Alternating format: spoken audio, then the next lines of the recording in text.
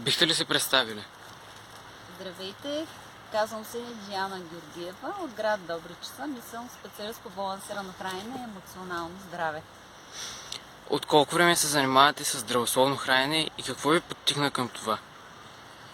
С здравословно хранене се занимавам осъзнато от 10 години, а преди това, още като забременях с сина ми преди 19 години, напълнях доста. И в началото ме уверяваха, че като родя,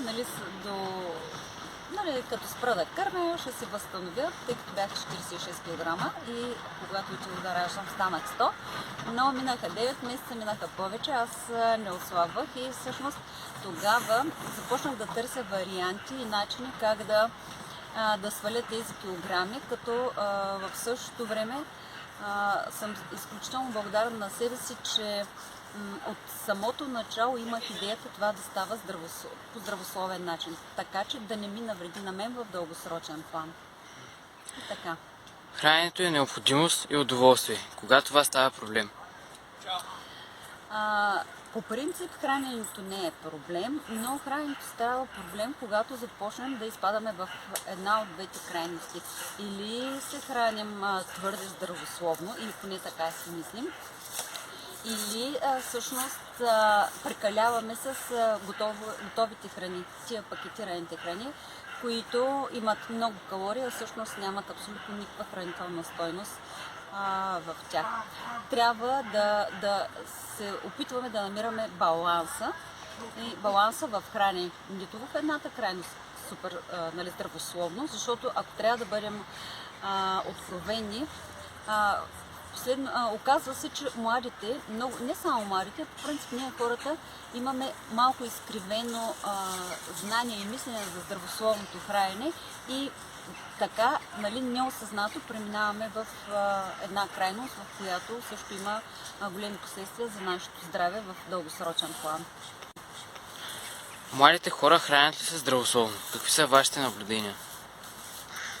Сега, тук до преди известно време мога да кажа, че почти нямаше млади хора, които да се хранят здравословно и аз напълно ги разбирам, защото най-лесно достъпната храна, това е пакетираната готовата храна. Зад всеки ъгъл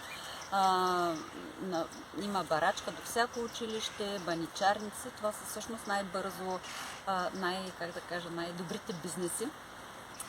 Но в последно време ми прави впечатление, че все повече младите хора започват да се интересуват от начина си на хранене, от това как изглеждат, това как се чувстват и се интересуват, имат адекватни въпроси.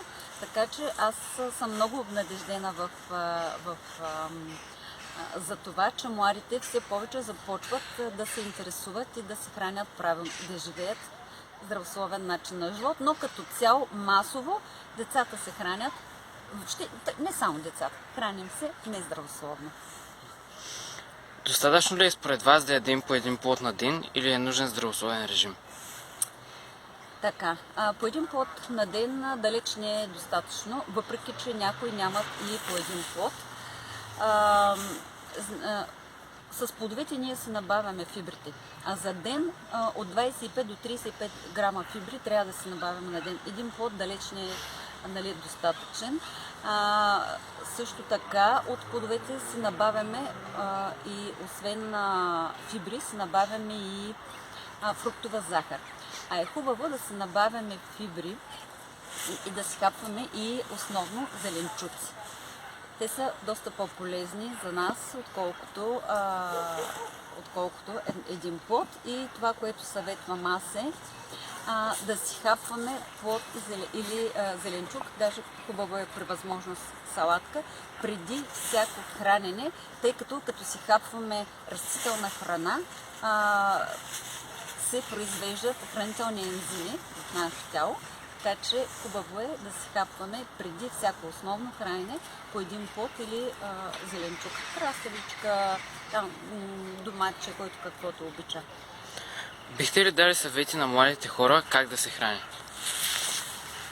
Сега, на младите хора съвет, разбира се, бих дала, но също така не трябва да забравяме, че една диета, един съвет не е валиден за абсолютно всички, тъй като всеки един от нас има различен начин на живот, има различно здравословно състояние, но това, което бих посъветвала младите хора е първо да не забравят да показват на мускулите си, че имаме нужда от тях.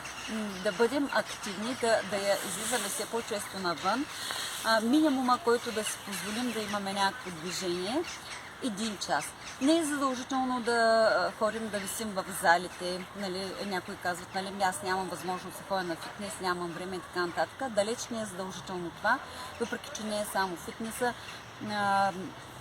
Аз съм изключително щастлива и горда с нашия град, тъй като има доста спортове и зали и тенис кортове, с които където младите могат да ходят. Така че дори и да не ходят в зала, може да излизат да тичат в парка. Дори да не тичат в парка, могат да вървят с приятели 1 час, могат да изкарат домашния любимец, могат да излязат с мама и тати, с баба и дядо, така че винаги се намира вариант. Въпросът е да го потърсите. На първо място спортувайте, бъдете активни. На второ място не забравяйте да пиете вода. Хидратацията и изчистването на организма е изключително важна и включително всички биохимични процеси се извършват във водна среда, така че ако ние не пием вода, няма как, каквато и качествена храна да си хапваме, няма как тези хранителни вещества да бъдат усвоени от всяка клетка на тялото.